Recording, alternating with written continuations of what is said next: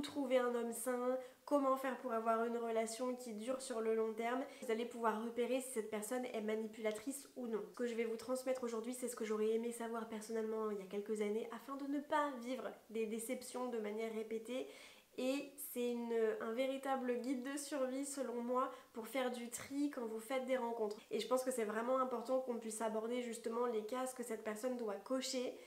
Et il ne s'agit pas d'être intransigeante, mais simplement d'avoir des exigences normales que vous n'avez pas eues jusqu'à présent et qui vous ont amené à vivre des relations potentiellement non épanouissantes. Si vous ne me connaissez pas, je suis Andrea, coach en amour plus connue sur les réseaux sociaux sous le nom de Boost ta confiance et j'aspire à vous accompagner à augmenter votre estime de vous en amour. Si vous ne suivez pas encore cette chaîne, je vous laisse cliquer sur le bouton juste en dessous pour vous abonner. Je poste une nouvelle vidéo tous les dimanches. Avec moi, vous n'apprendrez aucune technique, ni stratégie, calcul pour faire semblant d'être indisponible afin d'être plus attirante.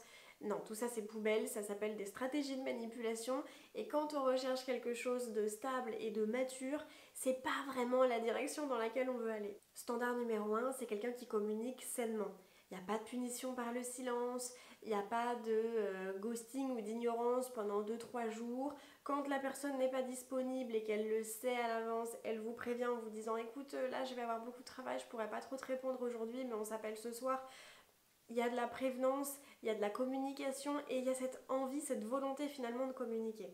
Alors attention, la communication c'est quelque chose qui s'apprend. D'ailleurs il y a un super livre sur le sujet qui s'appelle Les mots sont des fenêtres ou bien ce sont des murs de Marshall. Je vous mettrai le lien en description pour que vous puissiez la voir. C'est vraiment une bible de la communication saine, positive et non violente selon moi. Et en plus ça va vous apprendre plein de façons de communiquer, que ce soit dans le domaine professionnel, avec votre famille, en amitié, en amour. Et c'est pas quelque chose que vous avez besoin de lire d'une traite. Donc bon, petit aparté, et pour moi c'est vraiment indispensable comme lecture. Donc la communication c'est quelque chose qui s'apprend. Si vos parents ne vous ont pas appris à communiquer de manière positive et non violente, et la CNV c'est quelque chose qui s'apprend, c'est pas juste ne pas insulter, ne pas crier, c'est mettre de la forme dans ses propos afin que la finalité ait un impact différent. Donc nous ne sommes pas nés avec ces clés. Si on ne l'a pas appris à l'école, si nos parents ne nous l'ont pas transmis parce qu'eux-mêmes ne connaissaient pas ce genre de choses, effectivement on se retrouve un petit peu démunis. C'est de la faute de personne, il s'agit juste d'en apprendre un petit peu plus. Le plus important c'est de voir que cette personne a la volonté d'essayer. En couple, vous allez apprendre à vous disputer, vous allez apprendre à échanger quand il y a des divergences d'opinion, vous allez apprendre à faire face aux conflits. Donc c'est quelque chose qui va se nourrir, je dirais, au fur et à mesure de la relation. Tant qu'il y a de la volonté, tant qu'il y a cette envie de bien faire les choses, de dépasser son ego, c'est positif. À travers la communication, vous allez pouvoir repérer si cette personne est manipulatrice ou non. Quelqu'un qui vous accuse pour les réactions que vous avez, c'est de la manipulation. Je prends un exemple, vous n'avez pas eu de nouvelles pendant plus de 24 heures, vous avez envoyé des messages, vous n'avez pas de réponse et donc vous commencez à vous inquiéter un petit peu. Et là, cette personne refait surface, alors qu'elle n'était pas à l'hôpital, elle n'a pas eu d'accident de voiture, donc elle n'avait pas de raison de vous ignorer pendant 24 heures alors que vous êtes en couple, pas si vous avez eu 1 ou 2 dates. Hein. Mais si vous êtes en couple et que vous ne savez pas vraiment où vous vous situez, en fait, au-delà du fait que cette personne souffle le chaud et le froid, elle vous laisse dans l'ignorance et elle joue à un jeu de pouvoir. Donc elle essaye d'avoir le contrôle sur vous et quand vous allez lui reprocher, vous allez recevoir une phrase du style « mais j'en ai marre, avec toi j'ai pas de liberté, de toute façon ça me prend la tête, tu me saoules, j'ai pas envie d'en parler, ça sert à rien » et hop, punition par le silence. Donc vous avez eu une réaction légitime face à son comportement néfaste et cette personne va vous faire croire que vous en demandez trop, que vous en faites trop. Et avec la répétition, surtout si vous êtes un petit peu isolé, vous allez commencer à penser que ah oui, peut-être que vous en demandez trop et donc vous allez en demander de moins en moins et lui va prendre de plus en plus le contrôle. Donc c'est ça qu'on veut éviter. On veut être avec quelqu'un au-delà de l'aspect manipulation qui sait communiquer. Il y a des gens qui ne savent pas mais qui n'ont pas non plus envie d'apprendre à communiquer, qui vont juste dire oui mais moi je suis comme ça, faut m'accepter comme je suis. Mais non, je suis désolée, si tout le monde pense comme ça sur la planète, on est tous en guerre, c'est déjà pas, pas tip top, il y a déjà beaucoup d'ego. En couple, il faut avoir de l'ego, c'est important, c'est pas quelque chose de toxique, c'est pas quelque chose de néfaste. tant qu'il y a un équilibre. C'est important d'avoir de la fierté, c'est important de se respecter, c'est ce qui fait aussi qu'on n'accepte pas tout et n'importe quoi, n'est-ce pas? En disant que c'est parce qu'on a beaucoup de sentiments, ça, non, poubelle. Le cœur a ses raisons que la raison ignore, ça c'est niette. J'ai été en couple dans le passé avec une personne qui ne savait pas très bien communiquer et je lui ai fait remarquer gentiment et il m'a dit écoute Andrea, tu es ma première copine, j'ai jamais eu de relation sérieuse avant toi, donc oui je sais pas comment faire, je sais pas comme toi communiquer etc, mais laisse-moi le temps d'apprendre. Laisse-moi le temps d'apprendre avec toi, explique-moi et je t'assure qu'on va réussir à trouver une solution.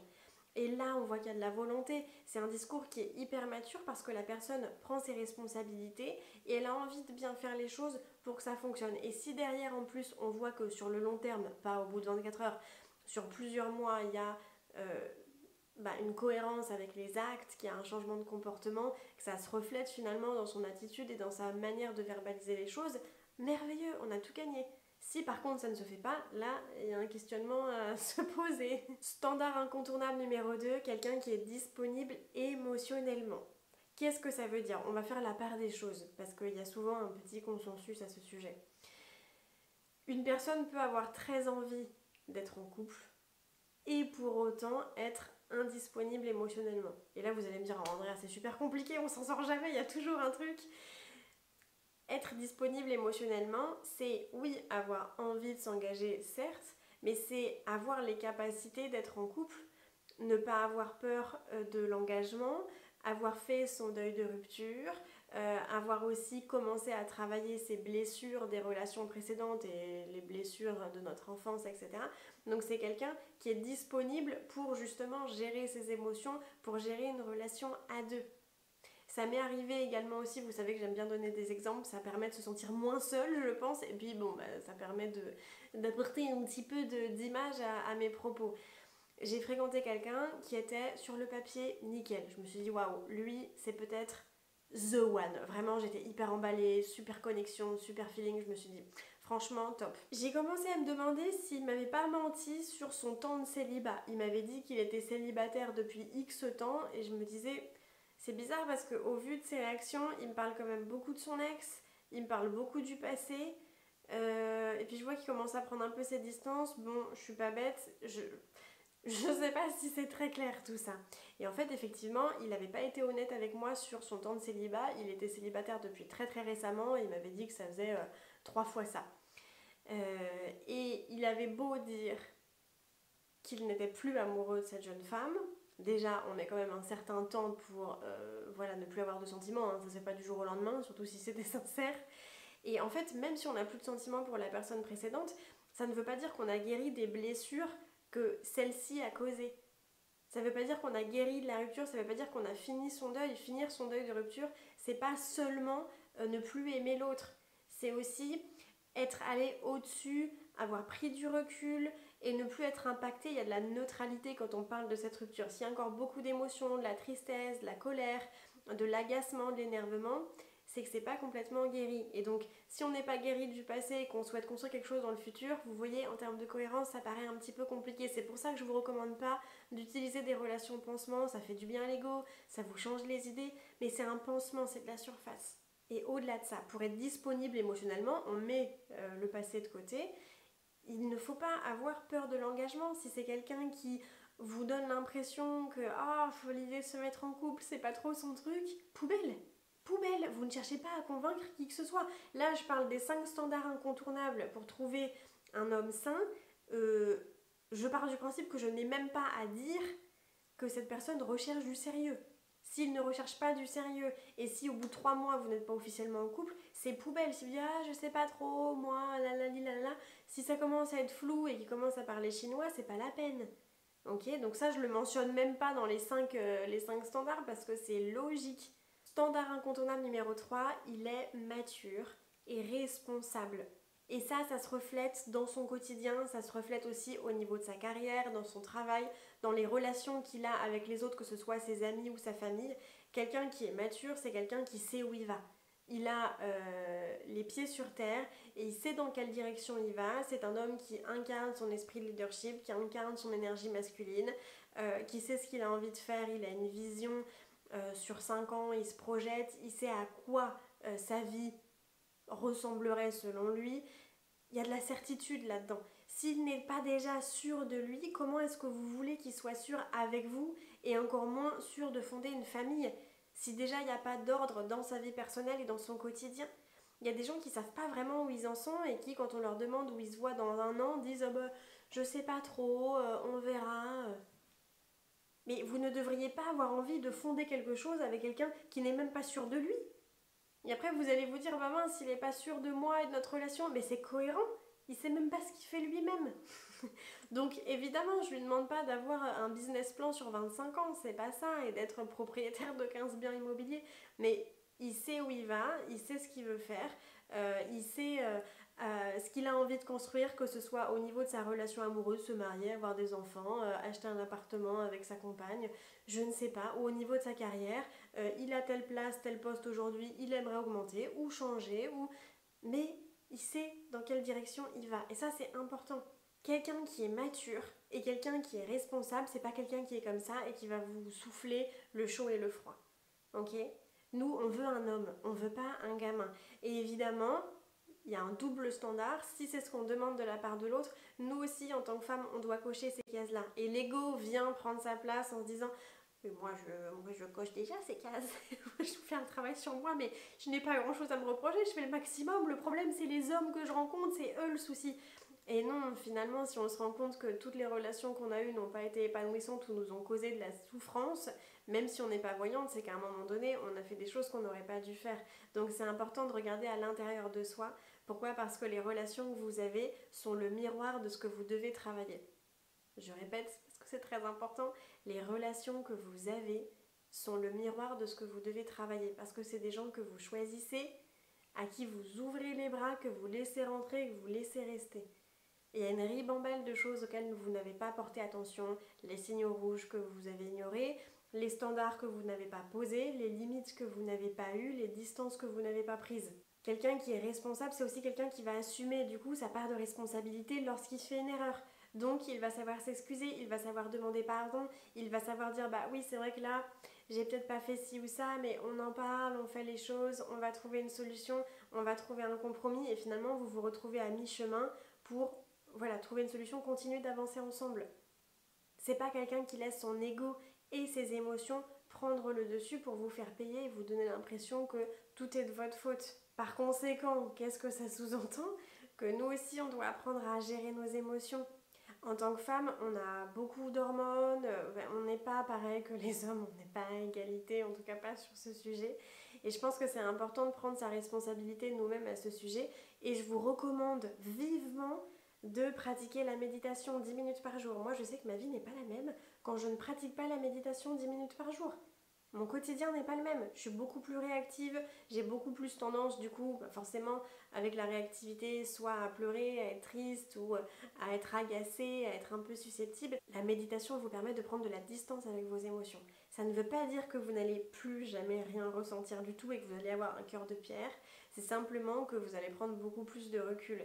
Et donc comme vous avez plus de recul, c'est plus facile de manager entre guillemets les situations.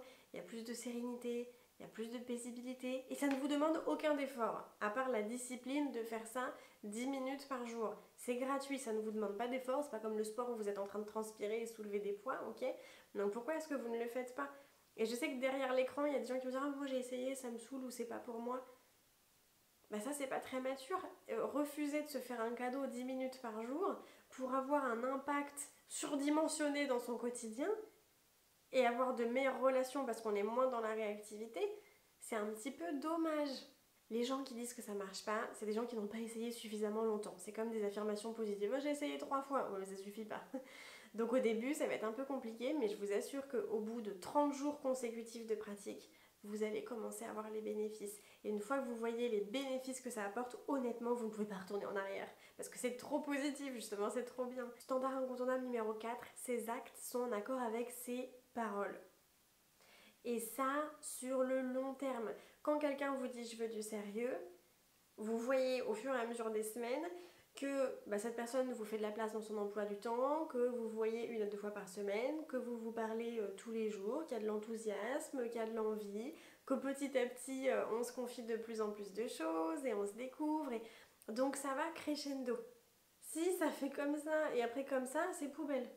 Ok? Oui, mais je veux que ça redevient. Non, c'est comme ça. Voilà. On ne cherche pas midi à 14 h. Vous ne fermez pas les yeux devant les inversions de tendance. Les actes en accord avec ses paroles, c'est pas que avec vous, et c'est là qu'il faut faire attention, c'est avec tout le monde. Quelqu'un qui prétend être très très gentil devant vous, mais quand vous allez prendre un verre, est infâme avec la serveuse ou avec le personnel du restaurant, c'est quelqu'un qui va se comporter de la sorte avec vous quand vous serez en privé plus tard et quand cette personne vous considérera comme acquis. Donc les actes en accord avec les paroles, finalement c'est de la cohérence mais dans tous les domaines. Et quelqu'un qui vous dit je suis ambitieux mais qui aujourd'hui et depuis 10 ans est toujours au même poste, à la même place, fait toujours les mêmes missions, il y a un problème. Quelqu'un qui vous dit oui je veux évoluer et vous voyez qu'il fait les choses, vous voyez qu'il met des choses en place, là oui, là il y a de la cohérence parce qu'il y a de l'action derrière. Et attention, l'action n'est pas plus importante que les paroles. Je viens de voir une vidéo d'ailleurs là-dessus et ça m'a fait beaucoup de peine pour cette jeune femme parce que elle disait oui, ça fait des années que je suis avec mon compagnon, il m'a jamais dit je t'aime, mais il me le montre et j'entends ça beaucoup, mais il me le montre par ses actes. Mais être adulte, c'est être quelqu'un de responsable et avoir de la considération pour son partenaire qu'on aime, c'est aussi être capable de dire ces 3 petits mots je t'aime. Alors pas forcément 15 fois par jour, tous les jours de l'année, mais se dire ah il me l'a jamais dit mais bon il me le montre parce qu'il est gentil avec moi. Non mais enfin la barre est basse là hein. Si on n'arrive même pas à communiquer, vous voyez il est là le problème. Quelqu'un n'arrive pas à communiquer, c'est un problème, il faut arrêter de le normaliser. Moi j'en ai marre qu'on dise oui mais les hommes, les pauvres, ils sont comme ça, c'est des hommes, mais ils sont pas nunuches, hein, ils sont pas bébêtes, il faut arrêter de leur trouver des excuses tout le temps en prétendant qu'ils sont pas suffisamment intelligents pour savoir comment agir. C'est pas des idiots. Il faut arrêter de leur trouver des excuses. Eux, ça leur convient bien hein, qu'on leur trouve des excuses tout le temps parce que ça leur permet de ne pas avoir à faire d'efforts. Donc c'est pour ça qu'il faut arrêter de normaliser des comportements qui ne sont pas normaux. Quelqu'un qui n'est pas capable de dire je t'aime à la femme de sa vie, il y a un souci. Donc là, vous voyez que parmi les 5 standards incontournables dont je vous parle dans cette vidéo, il n'y a déjà pas la communication. Et il n'y a déjà pas l'envie de faire un effort. Et faire un effort pour dire à son partenaire qu'on a des sentiments, franchement, c'est compliqué.